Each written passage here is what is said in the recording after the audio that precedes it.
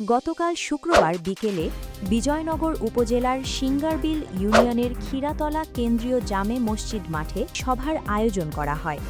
গ্রামের সর্বস্তরের মানুষের স্বতঃস্ফূর্ত অংশগ্রহণে এই সভায় মাদক, জুয়াসহ সব ধরনের অপরাধমূলক কর্মকাণ্ডের বিরুদ্ধে সামাজিক প্রতিরোধ গড়ে তোলার অঙ্গীকার করা হয়।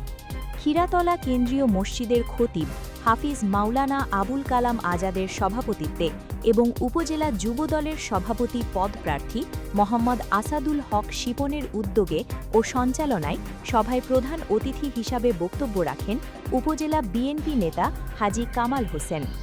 3 দিনের মধ্যে এগুলার পরিবর্তন না আসে, আমরা আইনানুগ ব্যবস্থা নেওয়ার জন্য গ্রামের মানুষ আপনারা যেহেতু এক আছেন, আমরা এই ব্যবস্থা নিব। আমরা কি নিব না ইনশাআল্লাহ আমরা আইন শৃঙ্খলা বাহিনীকে এই জিনিসগুলো অবগত করব।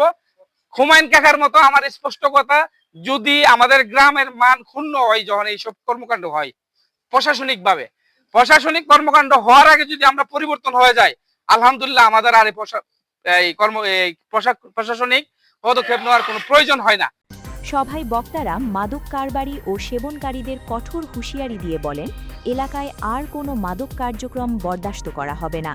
সেই সাথে ব্রাহ্মণবাড়িয়া ৩ আসনের সংসদ সদস্য ইঞ্জিনিয়ার খালেদ হোসেন মাহবুব শ্যামলের মাদকমুক্ত বিজয়নগর গড়ার লক্ষ্যকে সফল করতে স্থানীয় প্রশাসন ও জনগণকে একযোগে কাজ করার আহ্বান জানানো হয়। সবশেষে মাদকমুক্ত ও নিরাপদ সমাজ বিনির্মাণে উপস্থিত সবাই সম্মিলিতভাবে কাজ করার শপথ গ্রহণ করেন।